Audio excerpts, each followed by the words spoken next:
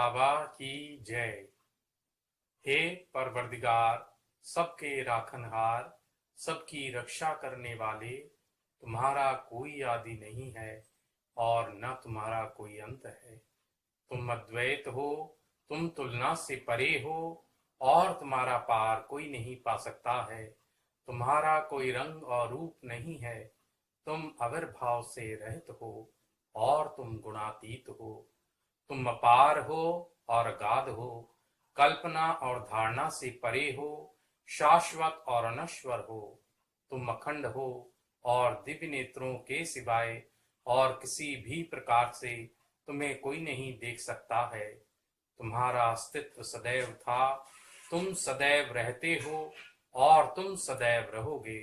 तुम सर्वत्र हो, तुम हर वस्तु में हो, तुम हर जगह से परे तथा हर वस्तु से परे भी हो। तुम आकाश में हो और पाताल में हो, तुम व्यक्त हो और अव्यक्त हो, तुम सब लोकों पर हो और समस्त लोकों से परे भी हो। तुम तीनों भुनों में हो और तीनों भुनों से परे भी हो। तुम अगोचर हो और स्वतंत्र हो, तुम सृष्टि के रचने वाले हो, स्वामियों के स्वामी हो, समस्त मनों और हृदयों के ज्ञाता हो। तुम सर्वशक्तिमान हो और सर्वव्यापी हो। तुम अनंत ज्ञान हो, अनंत शक्ति हो और अनंत आनंद हो। तुम ज्ञान के महासागर हो, सर्वज्ञ हो, अनंत ज्ञान रखने वाले हो। तुम भूत, वर्तमान और भविष्य के ज्ञाता हो और तुम स्वयं ज्ञान हो। तुम पूर्ण दया में हो, सतत परितकारी हो। तुम आत्माओं की आत्मा हो और अनंत गुणों से संपन्न एक परमात्मा हो। तुम सत्य, ज्ञान और परमानंद की त्रिमूर्ति हो। तुम सत्य के मूल हो, प्रेम के महासागर हो। तुम सनातन सत्ता हो, ऊंचों में सबसे ऊंचे हो। तुम प्रभु और परमेश्वर हो। तुम पहर ब्रह्म हो, परात पर पहर ब्रह्म भी हो। तुम पहर ब्रह्म परमात्मा हो, अल्लाह हो, इलाही हो, यजदान हो, अहुर मज्द हो और प्रियतम ईश्वर हो। तुम्हारा नाम इज्जत अर्थात एक में पूज्य है। अवतार मेहर बाबा की जय। अवतार मेहर बाबा की जय। सर्वव्यापी भगवान की जय। प्रियतम मेहर प्रभु की जय। हे असीम दया के निधि प्रभुराज, हम अपने सब पापों के लिए पश्चाताप करते हैं। हर एक विचार के लिए जो असत्य, अनुचित या गंदा था, हर एक बोले हुए शब्द के लिए जिसे बोलना हमें उचित न था, और हर एक कर्म के लिए जिसे करना हमें उचित न था। स्वार्थ से प्रेरित हर एक कर्म, शब्द और विचार के लिए तथा द्वेष प्रेरित हर एक कर्म, शब्द और विचार के लिए हम पश्चाताप करते हैं। विशेषकर हर एक कामुक विचार तथा क्रिया के लिए, ऐसे हर एक वचन के लिए जिसको हमने पूरा नहीं किया, सब असत्य वचनों के लिए और सभी निंदा, पाखंड, दंभ या लोगों के पीछे उनके दोष बताने के लिए हम अनुताप करते हैं। और खासकर दूसरों का नाश करने वाले हर एक कर्म के लिए, दूसरों को दुख देने वाले हर एक शब्द तथा कर्म के लिए तथा दूसरों पर दुख गिरने की इच्छा करने के लिए हम अनुताप करते हैं। हे प्रभुराज, आप हम पर असीम दया करके हमारे किए हुए पापों को क्षमा कीजिए और वैसे ही आपकी मर्जी के अनुसार विचार करने में, बोलने में तथा कार्य करने में जो हमारी असमर्थता सदा रहती आई है, उसको भी क्षमा कीजिए। यही हमारी आपसे प्रार्थना है। प्रियतम परमात्मा, हमारी ऐसी सहायता कर कि हम तुझसे अधिकाधिक प्रेम करें, और अधिक और अधिक और फिर भी उससे भी अधिक प्रेम करें, जब तक कि हम तुझ में मिलकर एक हो जाने के पात्र न बन जाएं। और तू हम सब की ऐसी सहायता कर कि हम अंत अंत तक बाबा का दामन दृढ़ता से पकड़े रहें। अवतार मेहर बाबा की अपर बाबा की जय। प्रत्येक हृदय में प्रेम का बीज बोने तथा प्रत्येक व्यक्ति यह महसूस करे कि बाबा ही ईश्वर हैं, यही मेहर बाबा का मौन उद्देश्य है। और इसी उद्देश्य को पूरा करने के लिए उन्होंने अपने प्रेमियों के लिए देहरादून में वृंदावन की स्थापना की, जहां पर उन्होंने स्वयं को ऊंचे से ऊंचा घोषित किया। इसी देहरादून में मेहर बाबा ने भगवान कृष्ण के रूप में बहुत सी लीलाएं की और बहुत से महत्वपूर्ण संदेश यहाँ के प्रेमियों को दिए। इसी वृंदावन में देहरादून शहर के मध्य में मेहर धाम सेंटर है। वह मेहर माफी बाबा की न्यू लाइफ का सबसे पहला सेंटर है, जहाँ पर बाबा ने 9 महीने मंडली जन के साथ रहकर आध्यात्मिक कार्य किया। देहरादून में बाबा का सर्वप्रथम आगमन सन 1941 में हुआ। उसके बाद कई बार बाबा देहरादून आए, जिनमें से अधिकतर बार बाबा साधु संत महात्मा से संपर्क व मस्त कार्य हेतु आए। बाबा ने यहाँ पब्लिक दर्शन भी दिया। 7 सितंबर 1953 को बाबा ने देहरादून की इस पावन धरती पर ही हाईएस्ट ऑफ द हाई यानी ऊंचे से ऊंचे का संदेश दिया। सन 1949-50 में जब बाबा न्यू लाइफ में थे, तब देहरादून आए। उन्होंने केकी नारावाला व केकी देसाई को शहर से 3 मील दूर कोई जगह देखने को कहा। तब उन्होंने शत्रुघ्न कुमार जी की मदद से देहरादून में माजरी माफी, जिसका नाम मेहर माफी है, जगह खरीदवाई। वहां एक कुटी का निर्माण किया गया।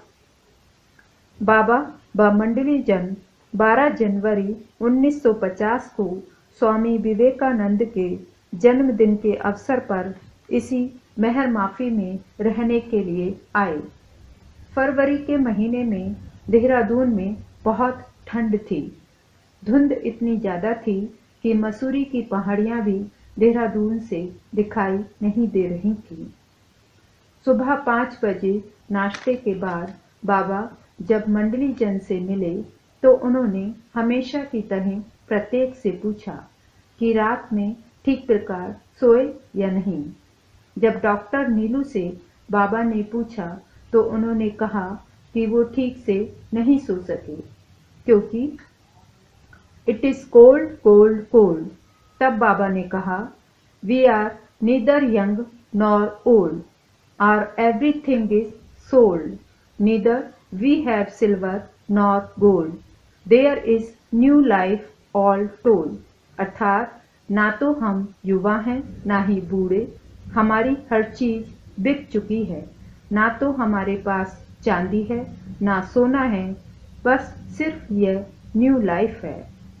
आज ही 12 जनवरी के दिन ही अवतार मेहर बाबा न्यू लाइफ चैरिटेबल ट्रस्ट की स्थापना हुई। आज के दिन मेहर बाबा के देहरादून आगमन तथा अवतार मेहर बाबा न्यू लाइफ चैरिटेबल ट्रस्ट की स्थापना के उपलक्ष्य में इस प्रोग्राम का आयोजन किया है। इसका आरंभ श्रीमती नंदिनी माथुर जी के स्वागत गीत द्वारा करते हैं। अवतार मेहर बाबा की जय। स्वागत है मेहर प्रभु का स्वागत है। स्वागत है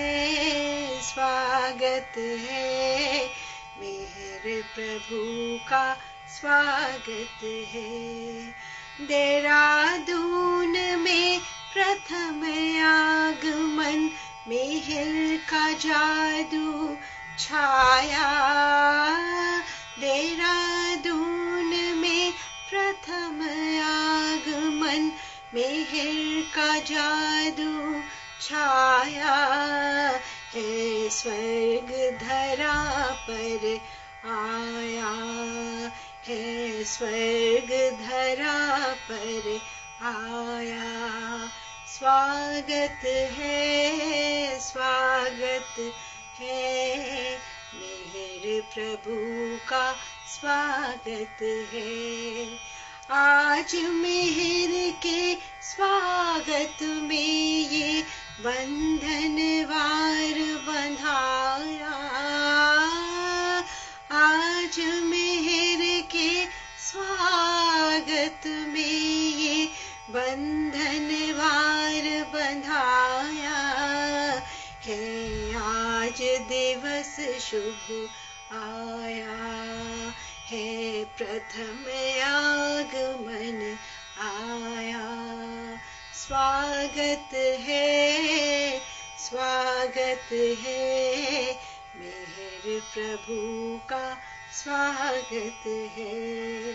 आज मेहर के स्वागत में ये प्रेम का दीप जलाया।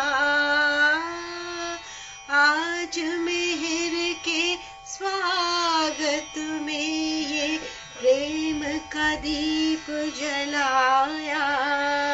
चहुर उजियारा छाया, चहुर उजियारा छाया है, स्वर्ग धरा पर आया। स्वागत है, स्वागत है, मेहर प्रभु का स्वागत है।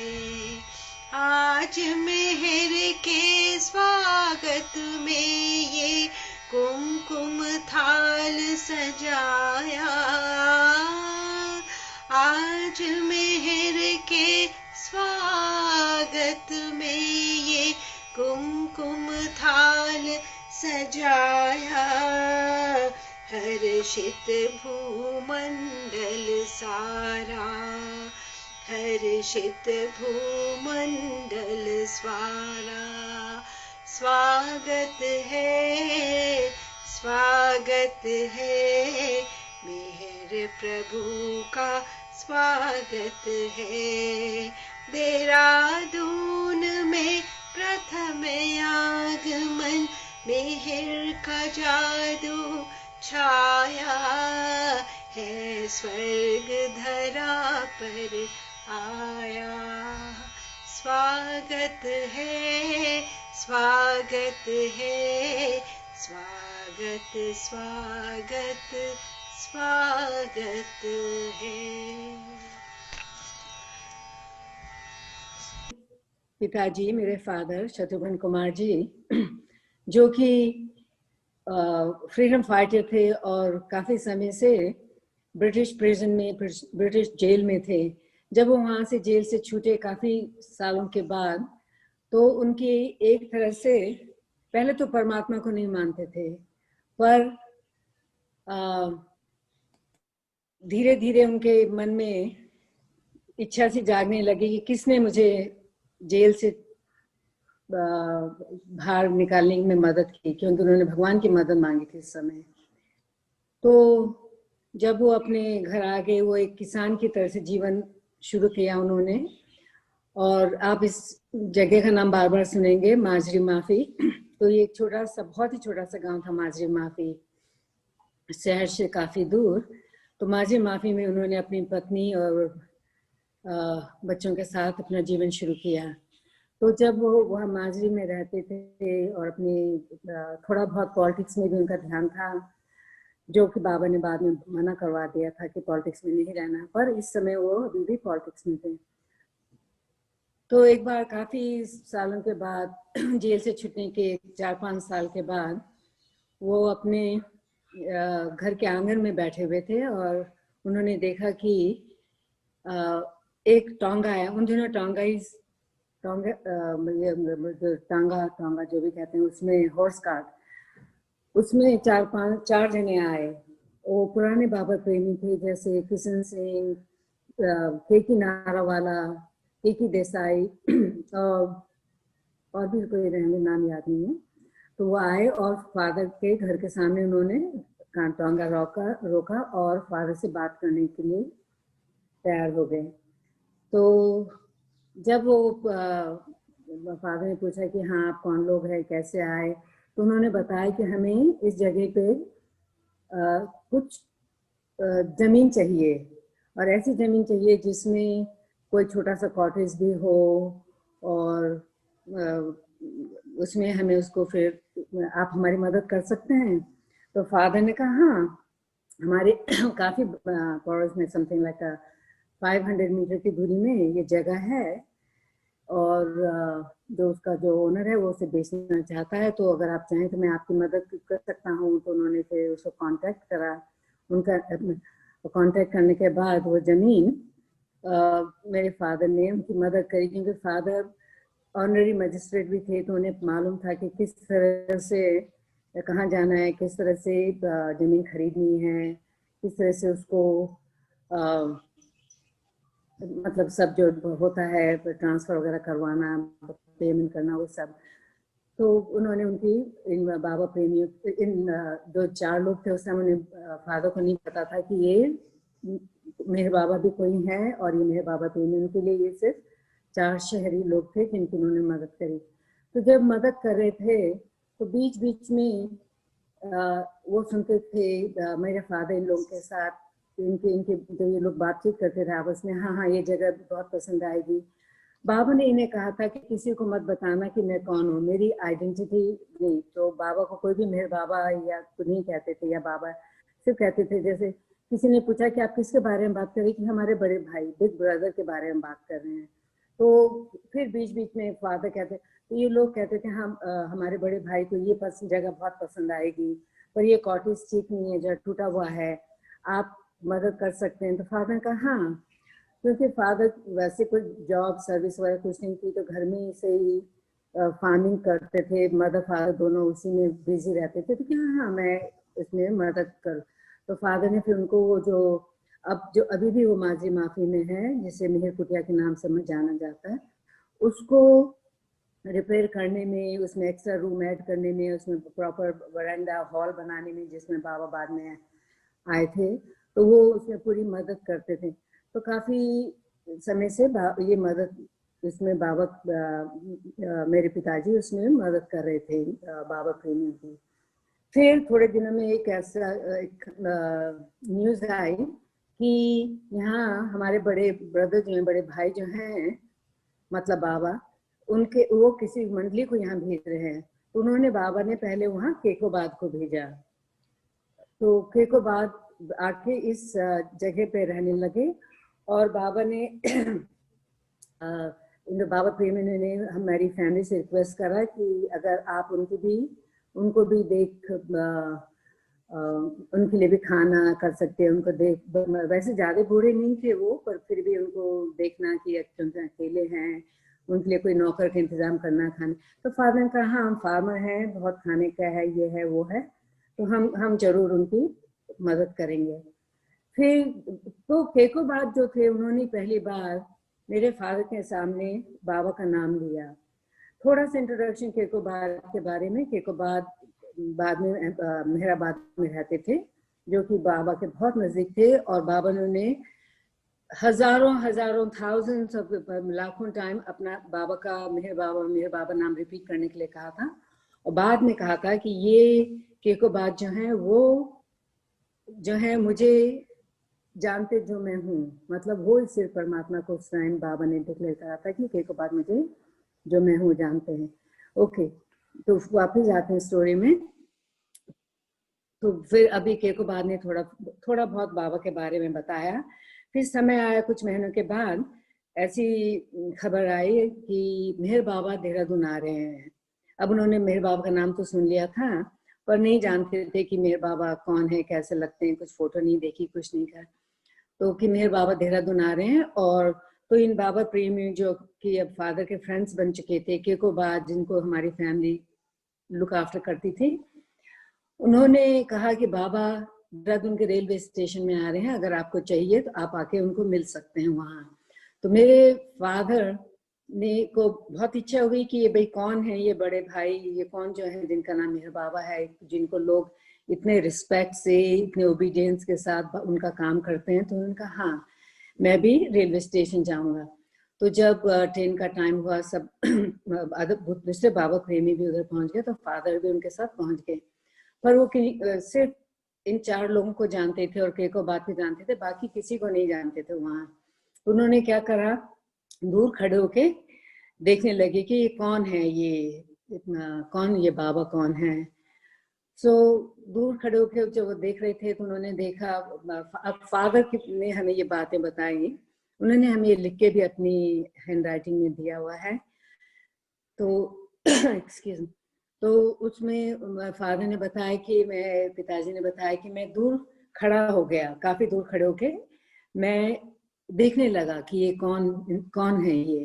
तो जब मैंने उन्हें देखा तो कि मैंने अपनी जिंदगी में इतना खूबसूरत आदमी और इतना कुछ उसके बाद अलग, बिल्कुल जैसे इतना अलग था कि वो कहने लगे कि मैं उन्हें देखता ही रहा और मेरे मन में विचार आया कि जो ये जैसे ये सब लोग इतने प्रेम से उनको सर्व करते हैं, उनके आज्ञा का पालन करते हैं, उनको इतना मानते हैं, मेरा मन भी करता है, मेरा भी उनका भी मन करा उस टाइम कि मैं भी इस जो भी ये हैं, जो भी हैं, डजंट मैटर, मैं भी इनको सर्व करना चाहूंगा अपने।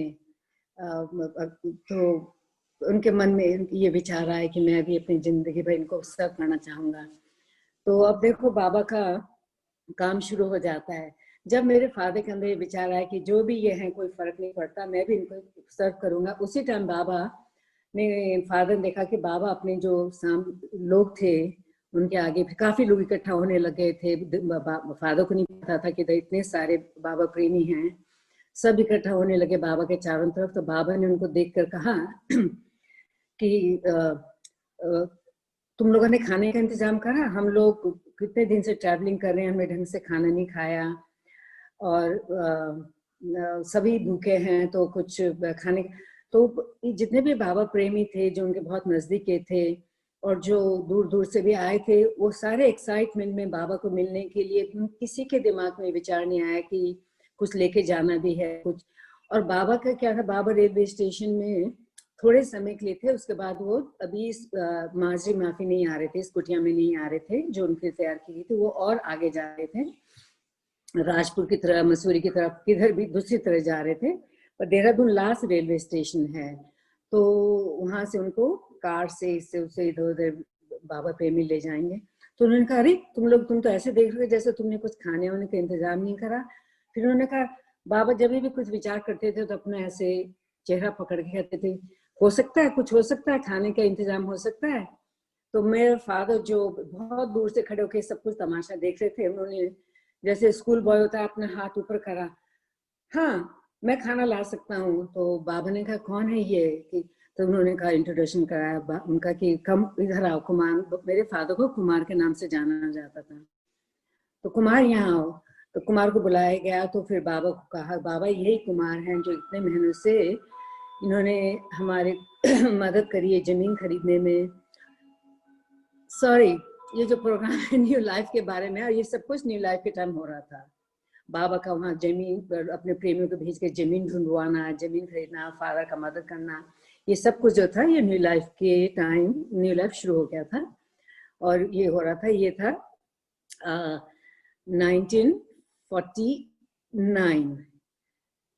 1949 में ये सब कुछ हो रहा था। तो बाबा ने कहा कि तो बाबा को पता था, क्योंकि बाबा को तो सब खबर दी जाती थी कि ये जो है देहरादून जो मेन सिटी है, जो रेलवे स्टेशन है, वहां से 4-5 मील दूर रहते हैं। तो बाबा ने उनकी तरफ देखा, कुमार तुम तो यहाँ नहीं रहते हो, इतने दूर रहते हो, और मेरे पास तो सिर्फ यहाँ 1 घंटा है, और इतने में तुम जाके खाना बना के खाना लेके भी आ जाओगे।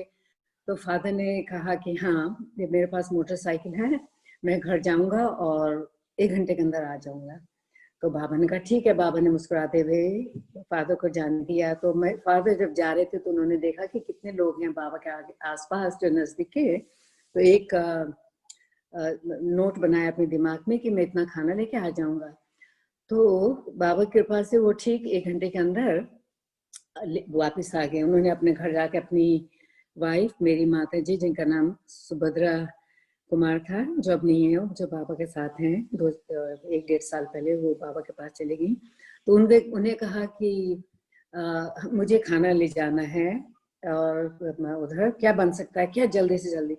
तो उन्होंने, माता जी ने कहा, माँ ने कहा कि हाँ, एक चीज बहुत जल्दी बन सकती है, वो जो है वेजिटेबल पुलाव। हमारे इसमें इस घर में इसमें बहुत सारी सब्जियां हैं, खेती वाले होने के कारण चावल है, ये है, वो है, घी वगैरह सब कुछ है। मैं जल्दी से बड़े पतीले में एक पुलाव बनाती थी। और चावल का क्या होता है कि अगर वो थोड़ा कच्चा भी है, तुम गरम गरम उसे बांध के भेजो तो 15-20 मिनट की ड्राइव में, आधे घंटे ड्राइव में वो अच्छी तरह से पक जाता है। तो फादर मदर ने दोनों ने डिसाइड करा कि हाँ ये, तो जल्दी जल्दी दोनों ने मिलकर ये पुलाव बनाया 10-15 लोगों के लिए और बड़े पतीले में। और फादर ने नौकर को पीछे मोटरसाइकिल में बैठाया और रेलवे स्टेशन पहुंच गए। जब फादर रेलवे स्टेशन पहुंचे तो उन्होंने सबसे पहले क्या देखा, क्योंकि जैसे मैंने पहले कहा कि बाबा ने अपने किस तरह से अपने प्रेमियों को बाबा अपने पास बुलाते हैं या अपना प्रेमी बनाते हैं। बाबा हमें अपना प्रेमी पहले बनाते हैं, बाद में हम बाबा प्रेमी बनते हैं। तो बाबा ने जब फादर वो पतीला लेके बड़ा वो लेके स्टेशन में बाबा की तरफ पहुंचे तो उन्होंने देखा कि कुछ भी बदला नहीं था। जिस तरह बाबा खड़े थे एक टेबल में, उनका हाथ इस तरह से टेबल के ऊपर हाथ रखा हुआ था, उसी तरह उनका हाथ उस टेबल के ऊपर रखा हुआ है। और उनके सामने एक औरत बच्चे को लेके खड़ी थी जिसकी आंखों से आंसू आ रहा था। उधर एरिच दूसरे कुली लोगों के साथ, दूसरे बाबा प्रेमियों के साथ ट्रेन में से सामान निकाल रहे थे। मतलब जो सीन उन्होंने उस समय जाते टाइम 1 घंटे पहले देखा था, वो जैसे पलक तुम झपकाओ तो कुछ भी बदलता नहीं है, इसी तरह से उन्होंने सारा सीन उन्होंने देखा। तो उन्होंने कहा क्या हो रहा है, अपने दिमाग में सोचा, पर फिर कुछ नहीं कहा और बाबा की तरफ गए और वो पतीला बाबा के सामने रख दिया। तो बाबा ने बड़े खुश हुए कि हाँ समय पे आ गया। फिर बाबा ने क्या करा कि वो लोग आपस में वो साथ में ट्रैवलिंग करते थे तो उनके पेपर प्लेट वगैरह रहती थी, तो बाबा ने एक एक पेपर प्लेट सबको देना शुरू कर दिया और कहा। तो जब मेरे फादर ने देखा जब बाबा पेपर प्लेट सबको दे रहे हैं तो और ज्यादा भीड़ जमा हो गई। तो फादर को एकदम लगा कि अरे ये तो मेरा पहला कुछ मैं खुद अपना आप वॉलंटियर होके ऑफर करा और ये खाना पूरा नहीं होगा। पर बाबा सबको खाना देने लगे अपने हाथ से और कहते रहे बीच बीच में, अच्छा खाना, पेट भर के खाना, क्योंकि अभी मालूम नहीं है हमें ट्रैवलिंग करना है, दूसरा खाना कब मिले, हम लेट हो जाएं। तो इस तरह से सबको खाना देने लगे। फिर कहा न्यू लाइफ में बाबा, मेरे फादर को नहीं पता था कि 4 लेडीज और उनकी हेल्पर लेडीज, जिनको हम सर्वेंट्स भी कहते हैं, वो भी ट्रैवलिंग कर रही हैं। तो बाबा ने कहा किसी मिलने वाले को कि जाओ अभी खाना लेडीज के वेटिंग रूम में लेके जाओ। तो फादर को तो एकदम पहले 2 चीज का अचंभा हुआ कि अरे और तो उनके साथ लेडीज लोग भी हैं, और सबसे बड़ा ये हुआ कि ये बाबा ने ऑलरेडी इतने सारे लोगों को खाना खिला दिया है और अब किस तरह से उसमें तो कुछ भी नहीं बचा होगा, लेडीज लोग क्या भेज रहे हैं बाबा। एनीवे वो पतीला कोई लेके जाता है लेडीज लोग की तरफ। आप कुछ देरी के बाद वो वापस आ जाता है और बाबा मुस्कुराते हुए कुमार कहते हैं हाँ ले जाओ। तब एक तरह से ये खेल भी चल रहा था, एक तमाशा भी चल रहा था उस समय। तो जब फादर आए और फादर उठाने लगे तो उन्होंने देखा उसके अंदर, एम्बैरस होने के बदले उन्होंने देखा कि उसके अंदर अभी भी थोड़ा सा खाना बचा हुआ है। और तो वो उस खाने को लेके घर आके बाबा के अपनी आगे की न्यू लाइफ की जर्नी शुरू हो गई और बाबा घर आ गए। तो जब घर आए तो उसके अंदर एक्सक्यूज मी, मैं थोड़ा सा पानी पीती। तो घर आए तो जो उसमें खाना था, उनको इच्छा हुई कि ये तो कोई महापुरुष थे और ये उनका बचा हुआ प्रसाद है। तो उन्होंने अपने पूरे परिवार को, अपने बच्चों को, अपने को, सबको उन्होंने वो खाना बांटा। फिर एक छोटा से आगे स्टोरी करने से पहले वो कहने लगे जब वो खाना बाबा के पास से वापस आया उसके बाद उनकी जो खेती थी, उनका जो क्रॉप्स थे, जो अनाज वगैरह जो उगता था, वो पहले से कई गुना ज्यादा होने लगा, इतना चावल होने लगा, सब कुछ होने लगा। फिर जब बाबा देहरादून आए और राजपुर रोड में या कहीं भी जहाँ भी रहते थे शहर में, बाबा ने मैसेज भिजवाया। अब फादर बाबा के कांटेक्ट में थे, क्योंकि वो बाबा ने उनको भी अपने फोल्ड में लेना शुरू कर दिया था, और फादर का भी प्रेम बाबा के लिए बहुत धीरे धीरे बढ़ने लगा। तो बाबा ने फिर दोबारा कहा, कुमार हम अभी यहाँ पे काफी समय तक हैं, इधर जगह जगह विजिट भी करना है, ये करना है वो करना है, तो आप खाना भिजवा सकेंगे जिस तरह से, और हमें एकदम प्लेन खाना चाहिए, वेजिटेरियन, जो आप बनाते हैं, दाल चावल ये वो जो भी अपना आपका खाना, आप हमारी मंडली, हमारे इतने लोगों का खाना भिजवा सकते हैं। तो फादर कहा, हाँ बाबा, मेरी तो मतलब हम लोग फार्मर्स लोग हैं, और हमारे यहाँ, और उस जमाने में लोगों के दिल भी बहुत बड़े होते थे, हमेशा तैयार रहते थे, कोई भी अनजाना आदमी भी घर में आ जाए उसे भी खिलाएंगे। यहाँ तो उनका बाबा के प्रति एक तरह से श्रद्धा प्रेम शुरू हो गया था। तो उनका हाँ, तो रोज बाबा फादर खाना लेके जाते थे। तो जब खाना ले जाते थे उसमें भी काफी स्टोरीज हैं, वो कभी अगली बार। पर जब एक तो नाजा भी आ गई थी तब तक, तो और या Gauhar, I think doctor Gauhar ने मेरे फादर को कहा कि बाबा के लिए जो तुम दाल चावल, जो रोटी सब्जी जो भी लाते हो, सबके जब बाबा के चावल बनाते हो तो उनको जरा और सॉफ्ट बनाना, जो आप बनाते हो बिल्कुल ठीक है, पर अपनी पत्नी को कहना कि जरा और थोड़ा सॉफ्ट बाबा का चावल बनाए। तो माँ रोज बाबा के लिए छोटे से पतीले में अलग से बिल्कुल सॉफ्ट चावल बनाते थे। बाबा ने बहुत कम उम्र में अपने बाबा के दांत निकल गए थे, और बाबा कुछ भी हार्ड नहीं खाते, और डाइजेशन भी ठीक नहीं रहता था, इसलिए थोड़ा सॉफ्ट खाना खाते थे उन दिनों। तो माँ रोज उनके लिए भेजती थी। तो एक दिन क्या हुआ, छोटी सी कहानी है, क्योंकि न्यू लाइफ में मेरी मदर ने भी काफी बड़ा फादर के साथ रोल निभाया है, बाबा और बाबा की लेडीज मंडली के साथ, तो थोड़ी सी उनके बारे में भी। तो जब उन्होंने खाने, तो एक दिन क्या हुआ, तो बाबा जब फादर खाना लेके गए, खाना दे दिया उधर, तो उधर ही बैठे रहते थे, मंडली के लोगों से बात करते थे। एकदम गौहर आई, अरे बाबा के चावल कहाँ हैं?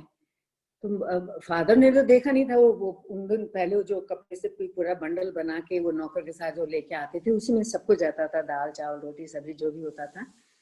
तो फादर को तो एकदम आश्चर्य हुआ कि अरे बाबा के चावल नहीं, कि नहीं चावल नहीं भेजे, अरे तुम्हारी कोई बात नहीं, हम उसी चावल में थोड़ा पानी डाल के उसे सर्व करके बाबा को दे देंगे, आप फिक्र मत करो, आप घर जाओ। तो फादर को तो बहुत इंसल्टिंग महसूस हुआ, और अब उनके लिए उनका प्रेम बाबा के लिए इतना बढ़ने लग गया था कि उनको बिल्कुल भी अच्छा नहीं लगा कि हम उनसे भूल हो गई। तो घर आके उन्होंने अपनी वाइफ को, मेरी माता जी को कहा कि क्या तुम एक छोटा सा काम, वो बाबा का चावल तुम भूल गई हो?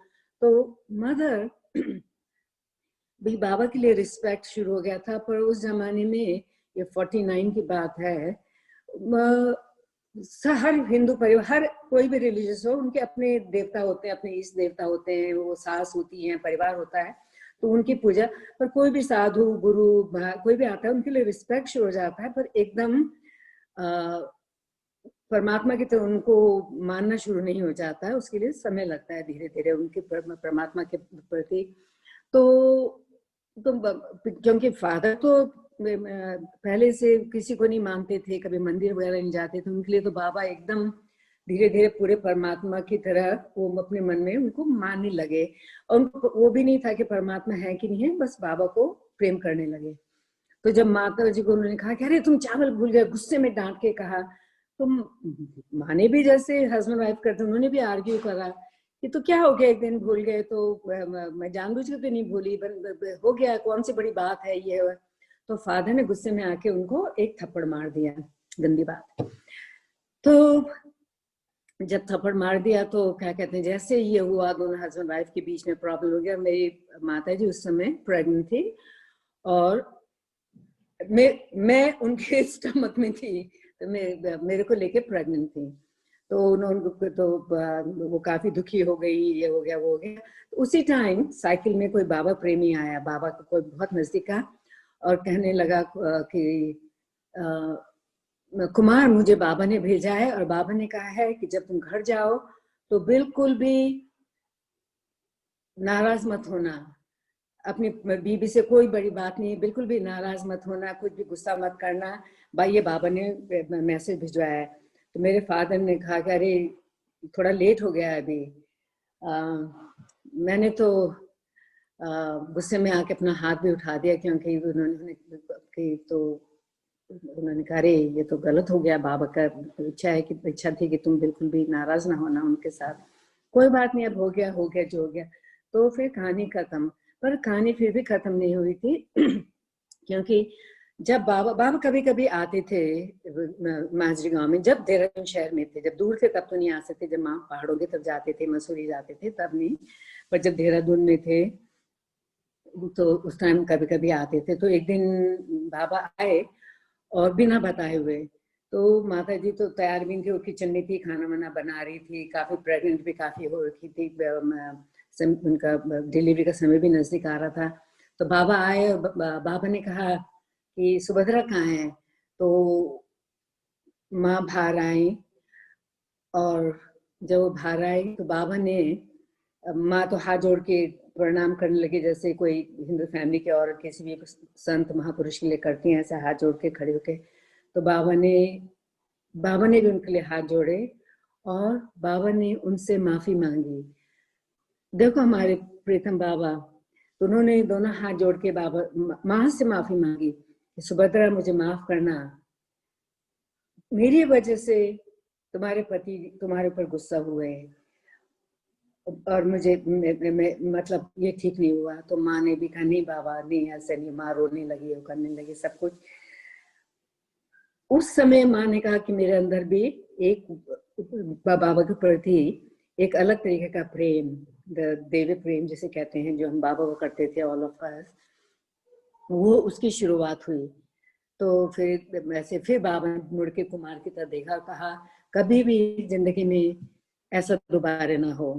तो ये एक छोटी सी, ये भी न्यू लाइफ के अंदर की कहानी है।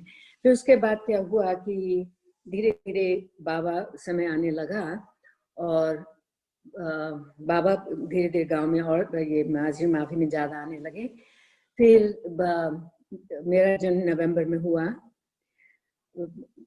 तो उसके बाद बाबा अलग अलग जगह जाते थे और फादर को भी लेके जाते थे। कितनी जगह जाते थे, जैसे मसूरी में कुछ प्रोग्राम है या इधर है, तो उसमें फादर को भी काफी इनविटेशन मिलता रहता था बाबा का और बाबा की मंडली के साथ जाने के लिए। और क्योंकि बाबा फादर नॉट ओनली सिर्फ लोकली नहीं थे, बल्कि पॉलिटिक्स की वजह से, होने की वजह से वो काफी लोगों को जानते थे, ऐसे लोगों को भी जानते थे जिनके बड़े बड़े घर थे, ये था।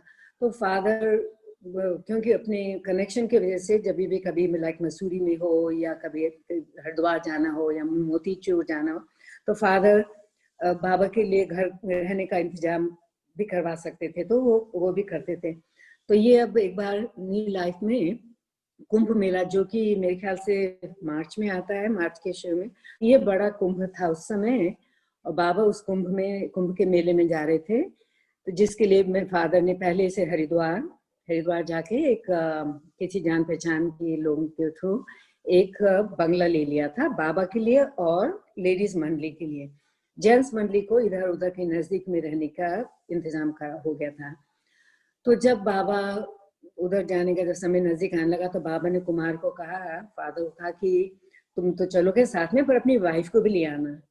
तो मैं ये पार्ट में कभी नहीं भूलती अपनी, जब मैं स्टोरी बताती हूँ, क्योंकि मेरे को अपना शो ऑफ करने को बड़ा मजा आता है तो बाबा ने कहा अपनी वाइफ को भी ले आना। तो फादर ने कहा बाबा वाइफ तो नहीं आ सकती, उनका तो 3-4 महीने का बच्चा है, तब तक मार्च में मैं 4 महीने की हो चुकी होंगी, कि तो वो तो इतना रोएगा बच्चा, ये होगा वो होगा। बाबा ने कोई बात नहीं, ले आना, बच्चे को भी साथ में ले आना। तो जब वो रेलवे स्टेशन गए और ट्रेन में बैठे, माँ भी आई साथ में मेरे को लेके हरिद्वार जाने के लिए।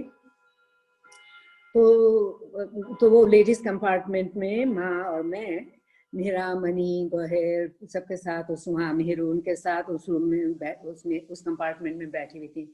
तो उसमें बैठे बैठे मीरा ने कहा ये बच्चे का नाम क्या है? तो मदर ने कहा कि हमें अपने इसको अभी नाम नहीं दिया, क्योंकि मैं आप लोगों से, बाबा से पूछना चाहती थी कि ये मेरा कुत्ता अंदर बाहर जा रहा है, तो बीच बीच में आप सुनेंगे। तो हाँ, तो कि मैं आप लोगों से पूछना चाहती थी कि ये मेरी बच्ची को मैं क्या नाम दूं। तो वो एक दूसरे को देने लगा कि 3-4 महीने की हो गई बच्ची और आपने अभी तक नाम नहीं दिया, कि नहीं अभी तक नाम नहीं दिया। उस जमाने में शायद ऐसे होता था कुछ भी। तो क्या आप नाम दे दीजिए।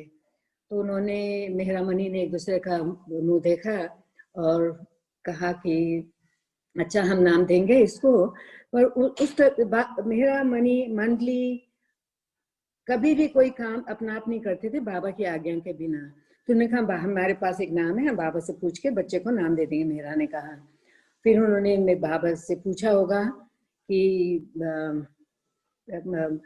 ये नाम, तो ये अमृत नाम जो था, ये नाम उन्होंने मेरे लिए सोचा था और बाबा से पूछ के मेरे को मेरा नामकरण भी उन्होंने ट्रेन में चलते चलते शायद कर दिया। तो ये मेरी न्यू लाइफ की स्टोरी थी। उसके बाद मीरा को फिक्र होने लगी कि ये बच्चा तो रात भर रोएगा और बाबा भी हमारे साथ एक छोटे से रूम में हैं। तो किस तरह से क्या होगा। तो सुभद्रा को कहा कि क्या करोगे तुम जब बच्चा रोएगा, कुछ तुमने इसे इंतजाम करा, ये करा कुछ। तो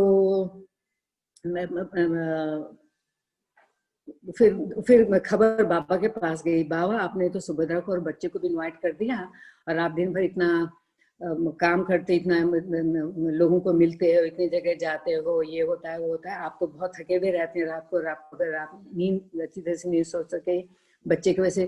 तो बाबा ने कहा नहीं नहीं सब ठीक है, फिक्र मत करो, सब ठीक हो जाएगा।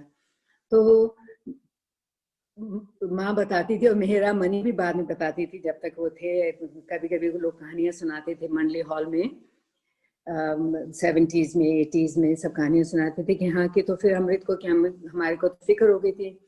पर क्या कहते हैं, तो शाम को जब बाबा ने सबको जय बाबा करने के लिए आए, मतलब गुड नाइट कहने के लिए आए, तो उस टाइम उन्होंने जाते समय सबके हाथ में 2-2 3-3 बिस्किट रखे और माँ को भी दे दिए बिस्किट खाने के लिए ऐसे प्रसाद। तो माँ ने क्या करा, उनको डर लग रहा था कि शायद बेबी अगर रात को तंग करेगा और मैं बेबी को फीड नहीं कर सकूंगी, तो मैं बिस्किट का चूरा कर करके बेबी को खिला दूंगी और इस तरह शायद बेबी चुप रहे। तो उन्होंने बताया कि रात भर की तू बिल्कुल पूरी रात भर सोती रही, बाबा को बिल्कुल भी नहीं परेशानी, तंग हुआ, हम लोगों को भी कोई परेशानी नहीं हुई। तो सुबह दूसरे दिन जब बाबा आए, बाबा आते थे कुछ लंच के टाइम पे, बाबा आए लेडीज के साइड में, और कुमार की मंडली, ये दूसरे दिन की सुबह की बात है, खाने का इंतजाम करने के लिए गए थे। तो बाबा ने लेडीज मंडली की तरह कहा, अब पेट में हाथ लगा, मुझे भूख लग रही है, मुझे कुछ खाने को मिलेगा। तो सब कहने लगे बाबा वो गए हैं खाना लेने के लिए, अभी आता ही होगा खाना, आपके लिए भी कुछ इंतजाम करा है।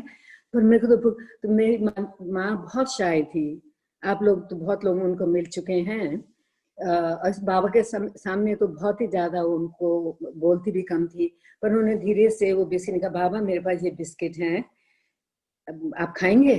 तो बाबा ने उनकी तरफ देखा, वो बिस्किट लिए और उसमें से बिस्किट थोड़ा सा तोड़ा, चूरा करके मेरे मुंह में डाल दिया। तो मेरा ये मेरा पहला खाना था बाद में, जब मैं 4 महीने की थी। तो मेरे को बड़ा मजा आ रहा अपने बारे में बोलते हुए। तो फिर ये इस तरह से मेरा वो भी हुआ। फिर बाबा ने वो बिस्किट जो थे, पता नहीं खाए कि नहीं खाए, ये मेरे को आगे नहीं मालूम, अपनी बात याद है, हमें याद है, मतलब सुनी हुई बात याद है। तो इस तरह से मेरे को भी न्यू लाइफ में बाबा के साथ थोड़ा ट्रैवलिंग करने का, बाबा के साथ हरिद्वार में 24 घंटे था या 2 दिन था, जो भी था, रहने का मौका मिला। उसके बाद बाबा, हाँ उससे पहले ही बाबा एक्चुअली न्यू लाइफ में बाबा मांझरी गांव आ चुके थे, पर उनका क्वार्टर्स में अभी भी कुछ कमी थी, इसलिए बाबा वहाँ उसे, ये जो महंत लोग होते हैं जो हरिद्वार ऋषिकेश वगैरह से आते हैं, जो इनके जो ग्रुप होते हैं उनके हेड होते हैं, जिनको मठ कहा जाता है, मठ के जो हेड होते हैं उनको महंत कहा जाता है। तो वहाँ महंत का घर था जो कि काफी बड़ा था। पहले हम जब छोटे थे हमको पैलेस की तरह लगता था। तो फादर की काफी पहचान थी महंत जी से, तो उनसे कह के बाबा का और मंडली का रहने का इंतजाम वहां किया था। ये कुंभ मेले में जाने के पहले की बात है। तो वहां पे ये फरवरी की बात है, 25 फरवरी को, तो बाबा ने अपना बर्थडे भी वहां सेलिब्रेट कराया था। तो वहां पे भी क्या कहते हैं, और तब तक बाबा, गांव के लोग भी काफी बाबा को रिस्पेक्ट देना शुरू कर दिया था। बाबा के लिए दूर से आके दर्शन करते थे, किसी किसी को बाबा में, कितने लोगों की बाबा ने उस टाइम न्यू लाइफ में बाबा ने उनकी मदद भी करी। कोई भी बाबा को कुछ भी देता था, कि जैसे कोई किसी के पास ज्यादा पैसे हैं, डोनेशन देना चाहते हैं तो बाबा को देते, तो बाबा क्या करेंगे इतना पैसे का। तो बाबा ने कुमार से और दूसरे मंडली के लोगों से कहते थे, जाओ गांव में देखो क्योंकि गांव बहुत गरीब था, जाके देखो, ऐसे लोगों को पैसे वगैरह मत देना, पर देखना कोई विधवा है और उसके कोई कमाने वाला नहीं है, छोटे बच्चे हैं, उसको दे देना, उनके लिए मशीन खरीद के दे देना, सिलाई की मशीन, तो अपने बच्चों को और या पैसा कमा के कर सकेंगी, या किसी की बेटियां जो हैं शादी के लायक हो गई हों तो उसको दे देना, क्योंकि उनके पास पैसे नहीं शादी करने के लिए। तो ऐसे लोगों की काफी मदद करना था। जब मैं 6, 7, 8 साल 9 साल की थी, जब मालूम पड़ता था, तभी भी ये लोग सब थे, तो ये बताते थे कि हमें बाबा ने मशीन दी थी, देखो ये मशीन है हमारी। तो वो लड़की भी आती थी कि मेरी बाबा ने मेरी शादी करवाई थी, मेरी शादी का खर्चा दिया था। तो इस तरह बाबा ने करा था।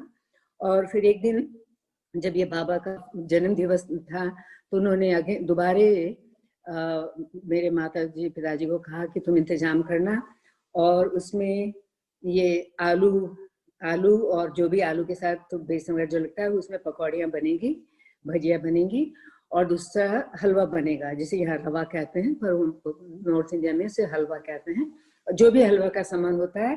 पर बाबा ने जब कहा, हाँ 2 किलो आलू ले आना, आधा किलो सूजी ले आना, इतना तेल ले आना, इतना घी ले, बाबा को सब मालूम था क्या। तो वो माता जी पिताजी दोनों ने कहा कि ठीक है। पर जब बाबा इनविटेशन देने लगे तो करीब करीब पूरे गांव को बुलाया गया, और मेरे माता पिताजी को कहा कि अपने परिवार, अपने फ्रेंड्स सबको लाना मत भूलना, सबको लेके आना। तो वो कह रहे कि इतने सारे लोगों को बुला रहे और ऑर्डर तो इतना थोड़ा सा दिया है बाबा ने। ये सब न्यू लाइफ की छोटी छोटी कहानियां हैं मेरे को जो मालूम है। तो फिर क्या कहते, किसी को बुलाया गया कि तुम वो पकौड़ी और हलवा बनाओ, चाय साथ में चाय। हाँ, दूसरी बात, बाबा को चाय बहुत पसंद थी। हमेशा कुछ भी होता था, कहीं भी जाते थे तो सबसे पहले बाबा को चाय दी जाती थी, और वो भी प्लेट में डाल के, बड़े उससे बाबा चाय पीते थे। उसकी फोटो भी है। तो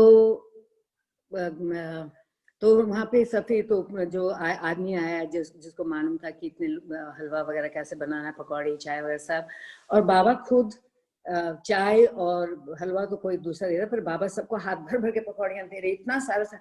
मेरी माता जी, जिनको जो ये लोग तो लेडीज लोग तो कुक होती हैं, उन्हें मालूम रहता है कितने लोगों के लिए कितना सामान चाहिए, बहुत फिक्र करने लगी इमेजिन बाबा के काम में हम लोग फिक्र करते हैं, तो वो फिक्र करने लगी। पर बाबा सबको दे रहे। माँ का टर्न आया तो कि तुम्हारी दोस्त सहेलियां वगैरह, तुम्हारे पड़ोसी वगैरह कोई नहीं आए। तो माँ ने जानबूझ के उनको नहीं बुलाया था, क्योंकि उनको मालूम था कि वहाँ खाना बहुत कम है, जो कुछ भी बन रहा है बहुत कम है। अरे मैंने तो तुझे कहा था कि सबको बुलाना, तूने नहीं बुलाया। कि बाबा हाँ थे, अच्छा कोई बात नहीं, ले। और बाबा ने इतना बड़ा पैकेट बांध के माँ को दे दिया, सबको बांट देना, सबको प्रसाद देना मेरी तरफ से। तो माँ कह रही कि मेरे को इतना सारा दिया कि जितना अगर मैं बनाती तो सिर्फ उतना ही बनता। तो इस तरह बाबा कहते थे कि मैं मिरेकल नहीं करता, पर ऐसी चीजें बाबा के साथ होती रहती थी जो काफी लोग देखते रहते थे, पर इसके बारे में कभी कोई बड़ी बात नहीं बनाई। कभी लेक्चरों में, इसमें किताब में ऐसे लिखा कि ओ बाबा ने मिरेकल करा, मेहर बाबा मिरेकल करते थे। कभी भी ये बाबा को पसंद भी नहीं था, और बाबा कहते भी थे मैं मिरेकल नहीं करता, ये है जो है तुम्हारे सामने है। तो इस तरह से वो बाबा का जन्मदिन सेलिब्रेट किया। उसके बाद वो जो न्यू लाइफ में जो बाबा ने उस दिन जो सेलिब्रेशन करा था, उसके बाद अभी भी तुम देहरादून वाले लोग जानते होंगे कि 25 फरवरी को हमारे परिवार, पहले माता पिता, फिर मेरे भाई, भाई के बच्चे वगैरह, उनका बड़ा बेटा मेहर, ये बाबा का 25 फरवरी का। और जब बाबा पहली बार उनके घर आए थे 23 मार्च को ये 2 दिन अभी भी सेलिब्रेट करते हैं, उसी तरह से वही चीजें बनाते हैं जो उस दिन बनाया गया था। तो अगली बार जाना मत भूलना। तो अब इसके बाद, हाँ, तो उसके बाद क्या हुआ, धीरे धीरे कॉटेज तैयार था और लेडीज मंडली आके कॉटेज में रहने लगी, और जेंट्स मंडली के लिए नॉट ज्यादा दूर नहीं, ऐसे कुछ 3-4 मिनट वॉक दूरी, बिकॉज मैं हमेशा अलग रहते थे क्योंकि मेरा हमेशा सतलुज में रहती थी, तो वहाँ रहते थे। और मेरे को अभी भी उस जगह की याद है, जब हम बाबा तो उसके बाद से 54 में थोड़े दिन के लिए देहरादून आए थे, पर हम उस जगह पे, दोनों जगह पे, जो बाबा जिस घर में रहते उसमें, और जो ये थैच रूफ के जो बड़ा सा एक बड़ा कमरा जिसमें पार्टीशन लगे थे, उसके अंदर खेलते रहते थे। अब तो कुछ भी नहीं है उधर, अब तो कुआं भी मैंने सुना कि ठीक नहीं है वहाँ। तो उसमें, तो इस कुटिया में आके, उस टाइम बंगलो कहा जाता था, उस बंगलो में आके लेडीज रहती थी और बाबा आते थे जाते थे। बाबा का कमरा वहाँ है, आते थे जाते थे क्योंकि उन्हें जगह जगह जाना पड़ता था। कई बार हरिद्वार भी गए, उसके बाद कई बार दूसरी जगह दूर गए, पहाड़ों के साइड में भी गए। तो और मेरे परिवार को, माँ को बोल के गए कि उधर भी ध्यान रखना, कुछ भी चीज की जरूरत हो, शॉपिंग वगैरह, ये नौकर वगैरह से। तो माँ भी उसी जगह का एक पार्ट बन चुकी थी और इतना नजदीक था, और बीच में कोई भी घर वगैरह नहीं था, तो कि कोई वहां से आवाज भी देता सुभद्रा करके, तो माँ सुनाई देते थे। तो क्या करते थे कि, अगेन मैं दोबारा अपने बारे में बोलूंगी क्योंकि तुमने मुझे बात करने के लिए कहा है। तो जब न्यू लाइफ में जब लेडीज लोग अकेले जब कॉटेज में रहती थी, तो बाबा उनको कहते थे, बाबा आप तो चले जाते हो, हमें यहाँ पे कुछ भी नहीं, हम तो बाबा ने, कुछ बनाओ तुम हाथ से, कुछ गिफ्ट्स वगैरह बनाओ, लोगों के लिए बनाओ, कुछ नीटिंग करो, कुछ एम्ब्रॉयडरी करो, कुछ करो। और ये जितने भी ये ईरानी, ज्यादातर ईरानी लेडीज थी, ये लोग बहुत अच्छी तरह से सिलाई वगैरह का काम करती हैं। जैसे मिसेज नारावाला ने देहरादून में कितने लोगों को सिखाया, अभी भी लोग हैं उधर। तो उन्होंने कहा कि ठीक है, तो वो बनाने लगे। तो क्या क्या बनाए, तो कि चलो बच्चों के कपड़े बनाते हैं, नीटिंग करेंगे, कपड़े बनाएंगे। पर हमें तो मालूम नहीं कि बच्चों का साइज क्या होना चाहिए, कैसे। अमृत को लेके आओ, तो आवाज देंगे, सुभद्रा अमृत को हमारे पास छोड़ दो, तुम अपना काम करो। तो वो मेरे सिर में छोटी सी टोपी बना के फिट करके देखे, हाँ ठीक हो रही है, नहीं ये छोटी है, नहीं ये बड़ी है। छोटे हाथ के ग्लव्स वगैरह जो बनाते, मोजे बनाते। तो मैं मेरे को छोटा सा मॉडल बना दिया था। बड़ा मजा आ रहा है।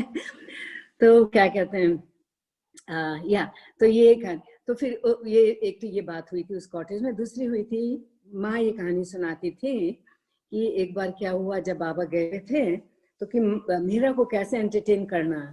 तो मनी थी वहाँ, जो जिनको क्या कहते, डॉक्टर गए तो अपने उसमें लगे रहती थी कि कोई लोग आ रहे हैं, कोई किसी की तबीयत ठीक नहीं है, कुछ नहीं। वहाँ न्यू लाइफ टाइम पे भी गवर्नर ने काफी लोगों को ट्रीट करती थी।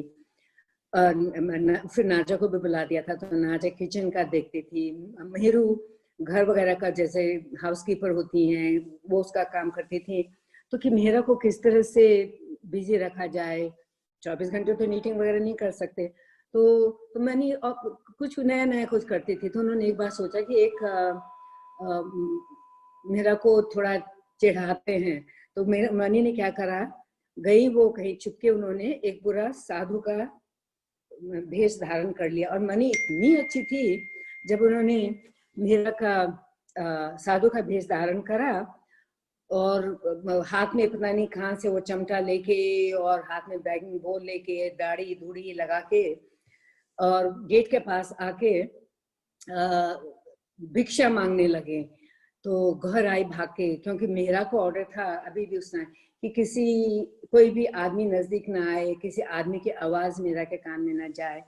तो वो तो सब घबरा गए, मेहरू गौहर वगैरह के, अरे जल्दी जल्दी मेहरा अंदर जाओ, क्योंकि वो एरिया आवाज बिल्कुल कोई नहीं था, एक भी फैमिली नहीं थी, कुछ नहीं था।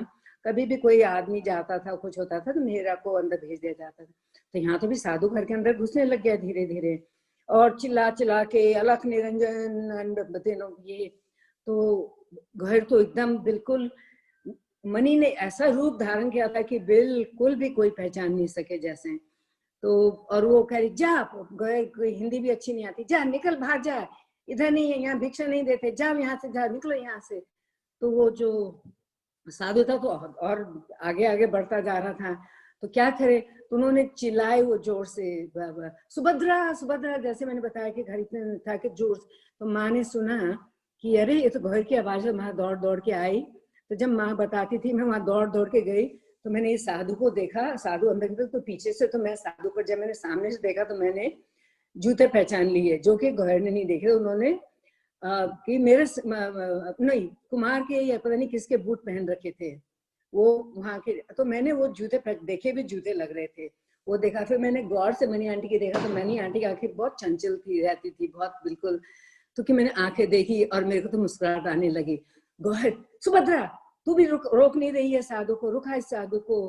तो फिर तो जब काफी देर हो गई, ये हो गया, तो खुद ही मनी आंटी ने, और वो तो अंदर तक आ गई, जिन्होंने घर के अंदर तक बरांडे तक आ गई, तब उन्होंने दाढ़ी निकाली करा, और सब ने, नहीं तो मनी आंटी बताती थी कि अगर मैं वो दाढ़ी निकालती तो मेरे को जरूर घोड़ से में डंडा मार देती है, इतना वो गुस्सा हो गई थी साधु के ऊपर कि मना करने पर भी वो घर के अंदर क्यों घुस रहा है। तो ये भी एक न्यू लाइफ की कहानी हम बचपन में सुनते थे। आने की तैयारी होने लगी तो बाबा ने, तो ये काफी बड़ी प्रॉपर्टी थी, काफी, इसमें बाद में कुआं भी बनाया गया था बाबा के लिए, और क्या, तो हम लोग उसी प्रॉपर्टी में बड़े हुए, खेलते थे, वहीं फ्रूट के ट्रीज वगैरह भी थे, आम के जो मंडली, लेडीज मंडली ने लगाए थे, गुलाब वगैरह भी थे। तो जब हम बड़े हो रहे थे तो वो गुलाब वगैरह, अब तो सब खत्म हो गया है, टाइम बदल गया है, पर वो भी उधर काफी था। तो बहुत ही सुंदर प्रॉपर्टी ये बन चुकी थी, जेंट्स लोगों ने भी अपने एरिया को बहुत अच्छा बना दिया था। तो जब समय आया बेचने का जाने का, तो बाबा ने कहा इसको डिस्पोज कर दो। तो सबसे बात करी, जितने भी बाबा प्रेमी थे, बाबा फर्स्ट चांस उनको देना चाहते थे, क्योंकि ये न्यू लाइफ की जमीन थी, बहुत इम्पोर्टेंट जगह थी। तो किसी ने भी, जो पैसे वाले भी बाबा प्रेमी थे, वो भी इतनी नहीं खरीद सके, सब कहने लगे कि बाबा हमसे तो नहीं हो सकेगा, हमसे नहीं। तो कुमार ने भी कहा कि बाबा मेरे पास तो ही नहीं है। तो फिर उन्होंने कुमार और दूसरे बाबा लवर, एक वहाँ फोटोग्राफर थे, गोयल साहब, उनका उस जमाने से फोटो स्टूडियो था। फिर उनके बच्चे वगैरह काफी, वो भी बाबा के पास आने लगे, उन्होंने भी बाबा के दर्शन वगैरह लिए थे। तो इन्होंने उनको अप्रोच करा कि मिस्टर गोयल आप ले सकेंगे ये जमीन। तो उन्होंने बहुत कम दामों में, कुछ 9-10 हजार, पता नहीं, मेरे को राइट नंबर नहीं मालूम, वो किसी के पास इतना पैसा नहीं था, 9-10 हजार रुपए भी,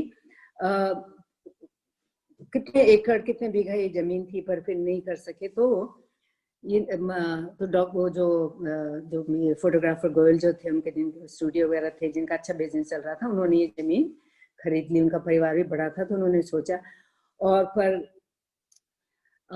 मालूम नहीं, या तो बाबा ने उनके दिमाग में डाला, या आउट ऑफ रिस्पेक्ट और समथिंग, उन्होंने कभी भी उस लैंड को मिसयूज नहीं करा। उसमें कुछ 1-2 माली वगैरह रखे, उसमें खेती कराते थे, फ्रूट्स वेजिटेबल होते थे, जो हम बचपन में खूब चोर के खाते थे।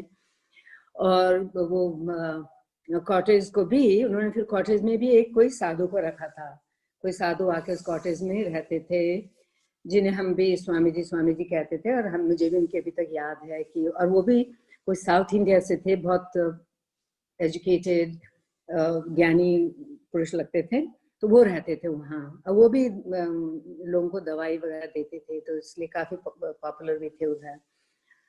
तो अब ऐसे ही समय होता रहा। फिर समय आया कई सालों के बाद, आई थिंक इन 80s और या 90s में, when was that which year? 98 माजी मेरे से बोला था। हाँ, तो उस टाइम हमारे नरेंद्र प्रसाद जी, उनकी मिसेज और बच्चे, बाबा ने उन्हें देहरादून भेजा था, क्योंकि उनकी मिसेज भी वहीं जो पेट्रोलियम इंस्टीट्यूट था उधर साइंटिस्ट की तरह काम करती थी। नरेंद्र प्रसाद भी उधर थे, बच्चे भी उधर थे। मेरे को याद है, छोटे छोटे, कोई टांग तोड़ रहा है, कोई कुछ कर रहा है, मेरे को अभी तक सब याद है।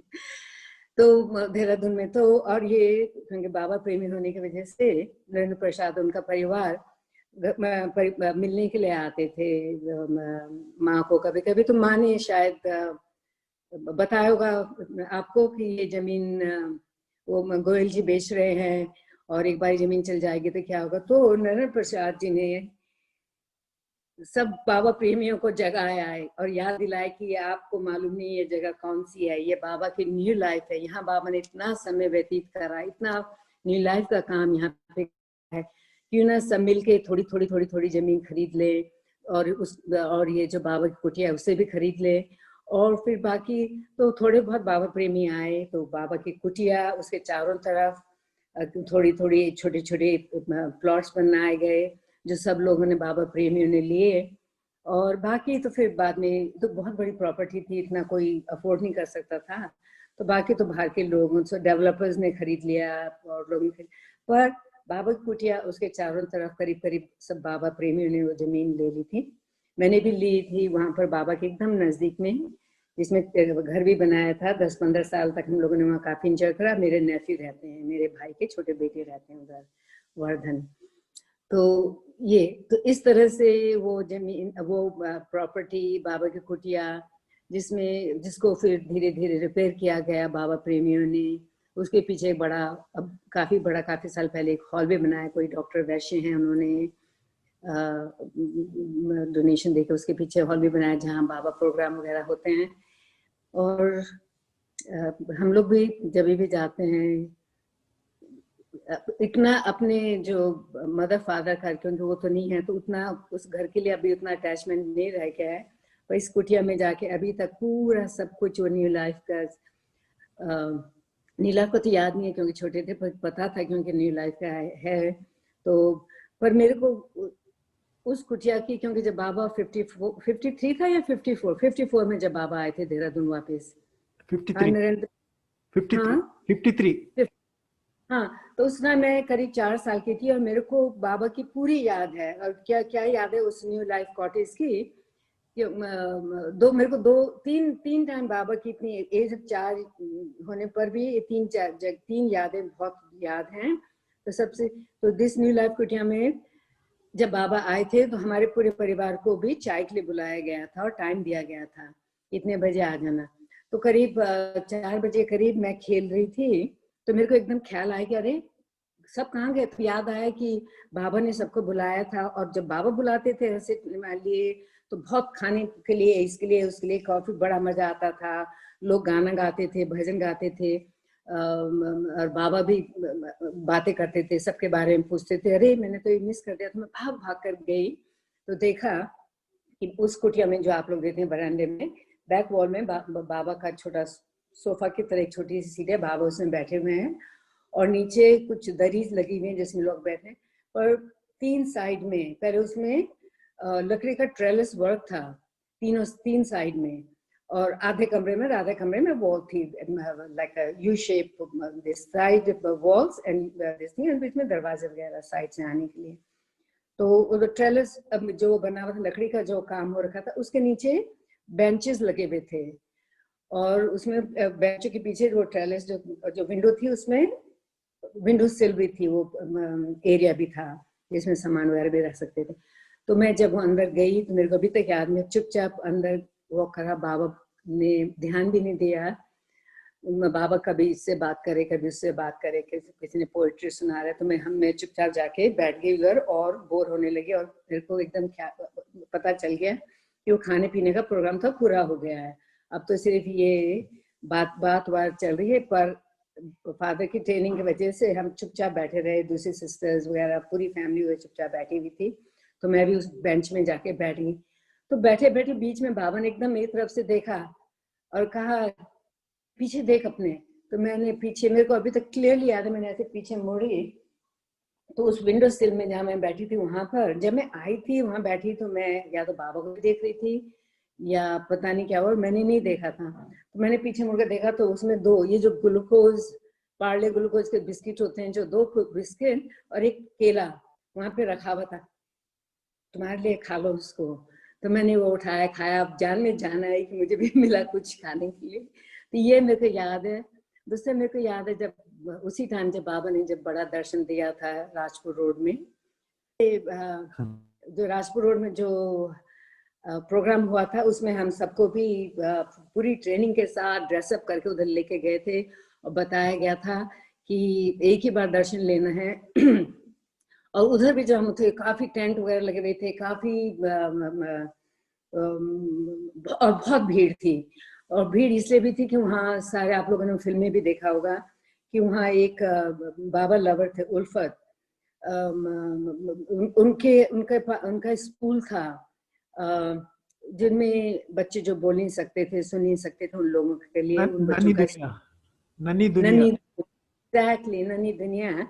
एंड वो मेरे फादर के फ्रेंड थे बिफोर बाबा के टाइम से। पॉलिटिक्स, वो भी थोड़ा बहुत पॉलिटिक्स में थे, इसमें थे उसमें थे, तो फादर के बड़े अच्छे फ्रेंड थे। और वो भी बाबा के पास आते थे। वो शायद एक दर्शन प्रोग्राम में भी आए थे शायद इधर पूना में और समथिंग।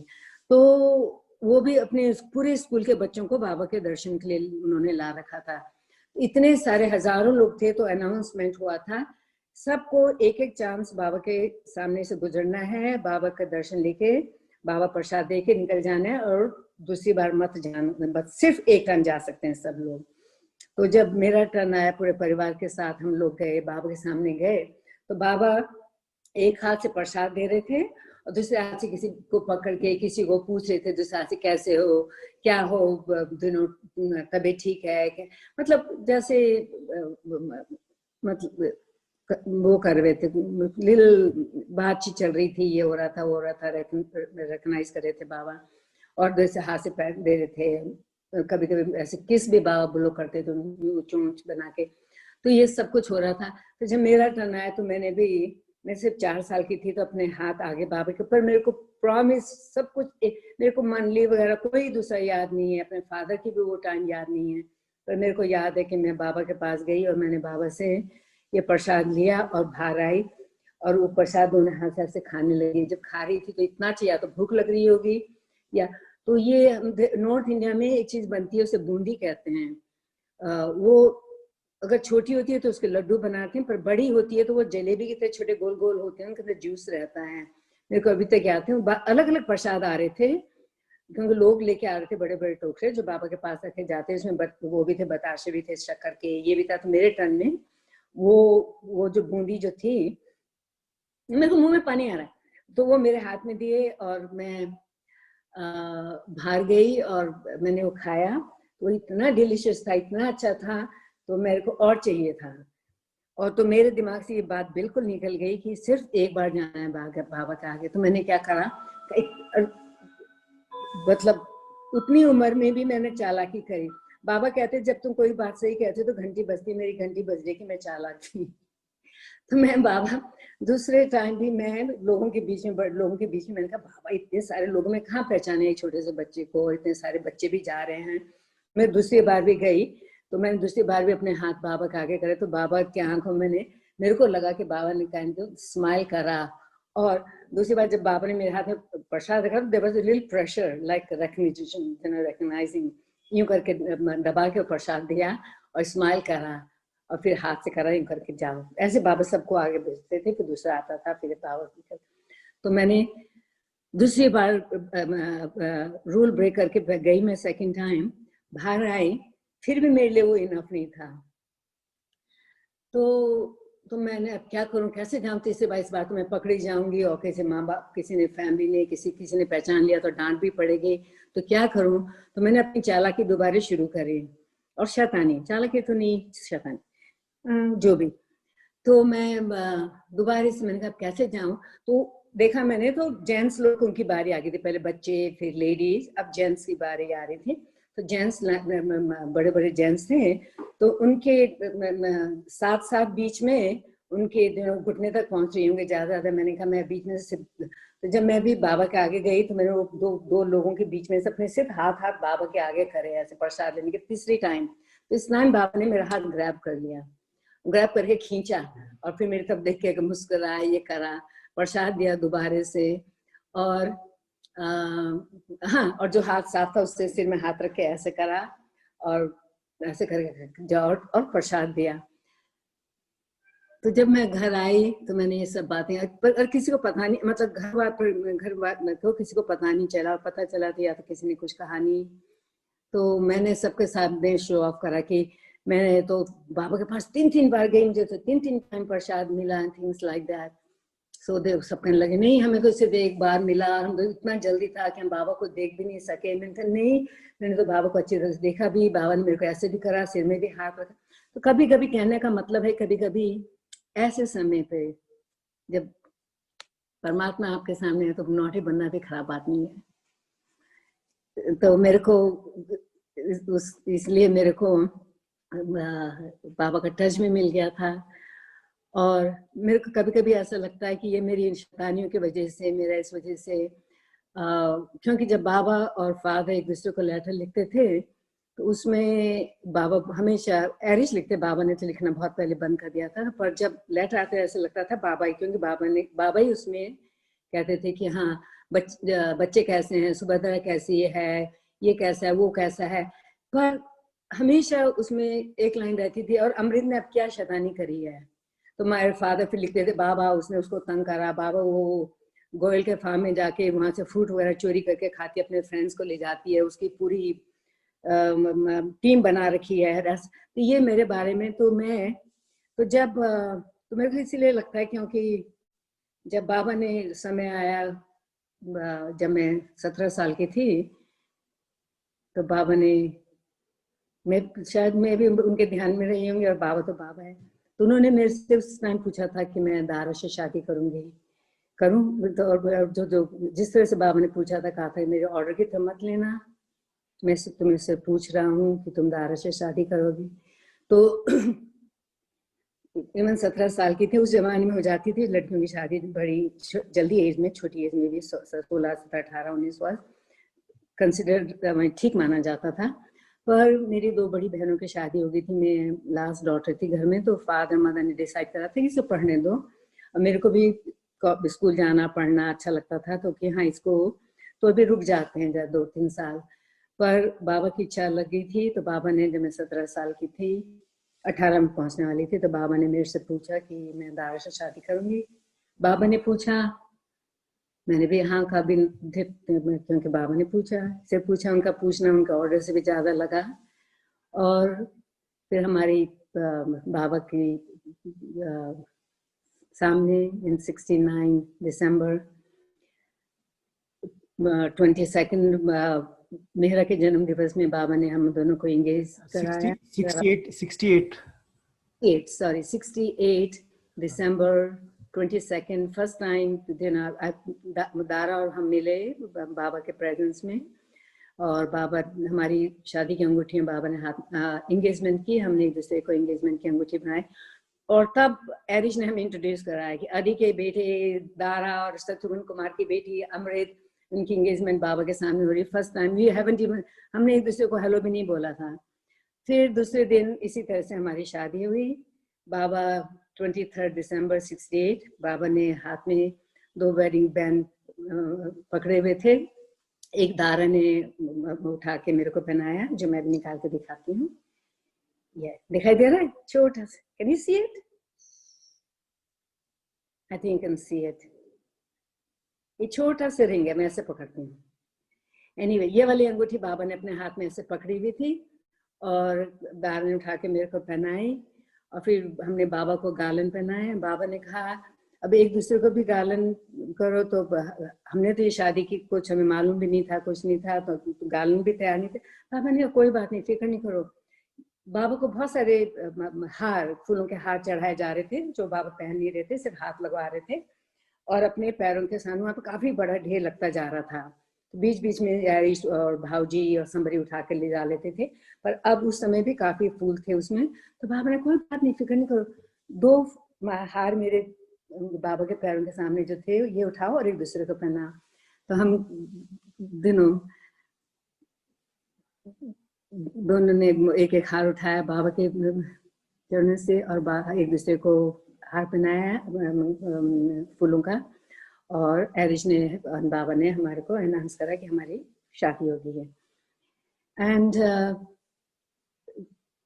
दूसरा कुछ बोलना है कि बस बहुत हो गया? बस बहुत हो गया। Thank you. जय बाबा। जय बाबा। तार मेहर बाबा की जय।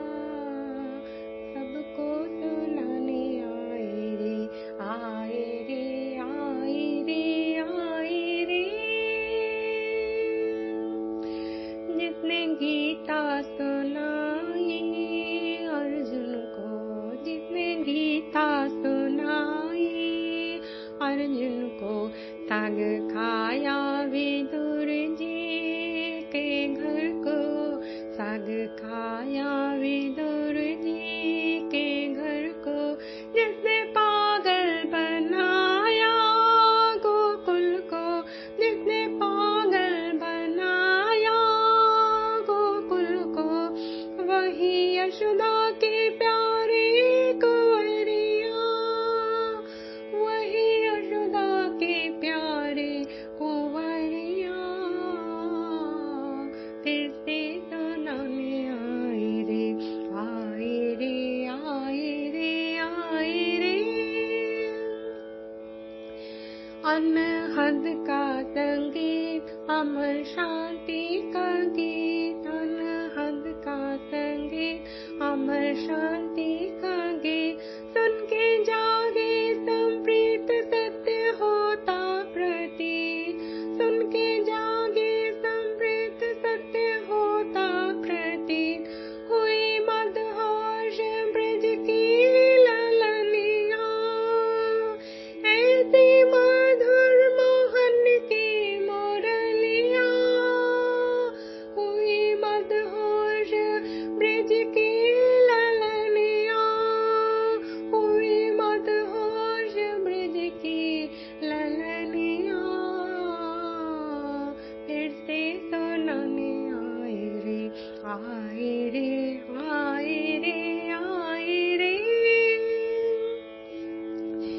देखो आए मेहरबान गोकुल को, देखो आए मेहरबान गोकुल को, मधुसूदन चलो रे देखन को, मधुसूदन चलो रे देखो, धन्य हो जाओ लेकर दर्शन को, धन्य हो जाओ लेकर दर्शन को, जिसने दुनिया को सारी मोह लिया, जिसने दुनिया को सारे मोह लिया, ऐसी मधुर मोहन की मुरलिया, जिसने दुनिया को सारे मोह लिया, फिर से सुनाने आए रे, आए रे,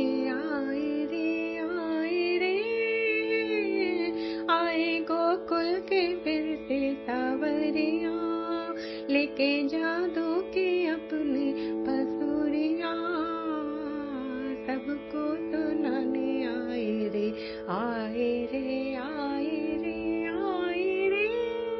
मेहर बाबा की जय। मेहर ने जहाँ जहाँ भी ज्योत जलाई है, काली काली रात में भी रोशनी सी आई है। बाबा ने जहाँ जहाँ भी ज्योत जलाई है, काली काली रात में भी रोशनी सी आई है। आँखियों को खोल जरा ज्ञान के उजाले में, रख विश्वास पूरा जग रखवाले में। आँखियों को खोल जरा ज्ञान के उजाले में, रख विश्वास पूरा जग रखवाले में। मेहर रखवाला तेरा मेहर ही सहाय है, मेहर धन ही तो तेरी असली कमाई है। बाबा ने जहाँ जहाँ भी ज्योत जलाई है, काली काली रात में भी रोशनी सी आई है।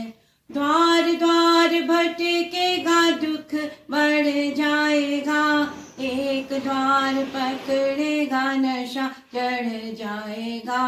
द्वार द्वार भटकेगा दुख बढ़ जाएगा, एक द्वार पकड़ेगा नशा चढ़ जाएगा।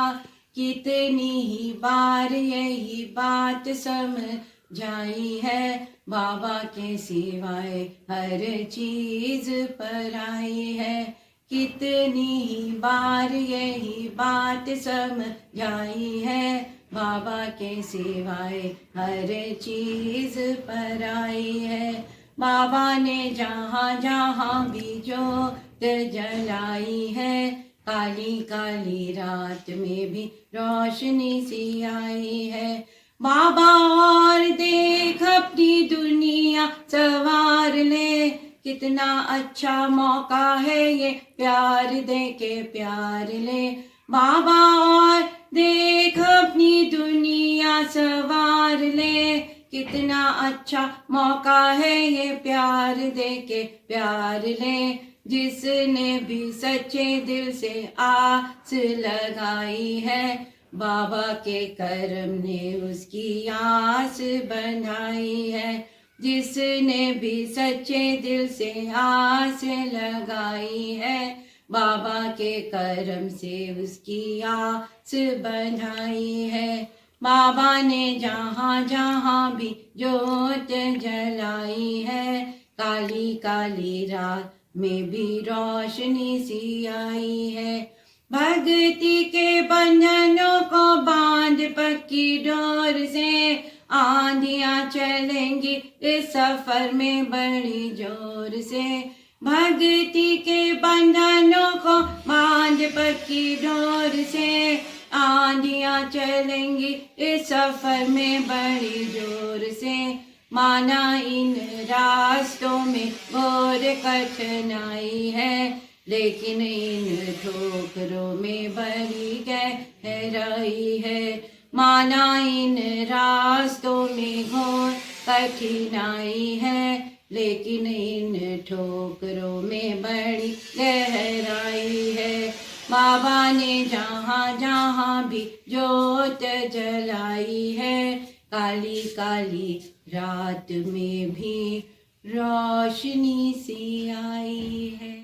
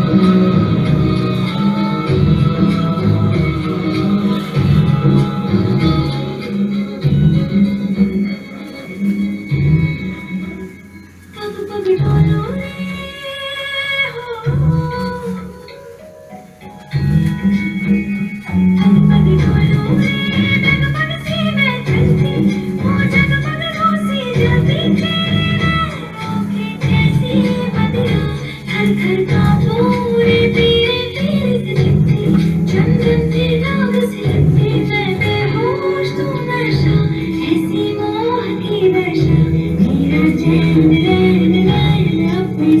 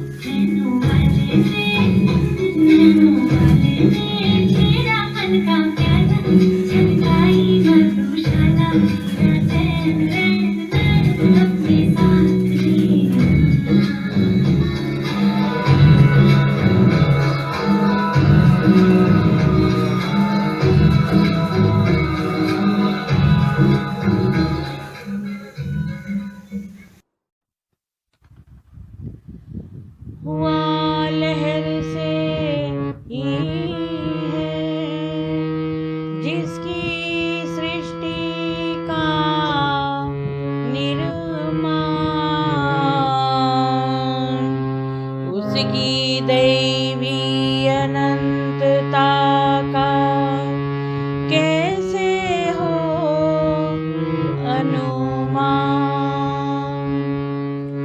आदि सचेतन शांति निकेतन, आदि सचेतन शांति निकेतन, नमो ब्रह्म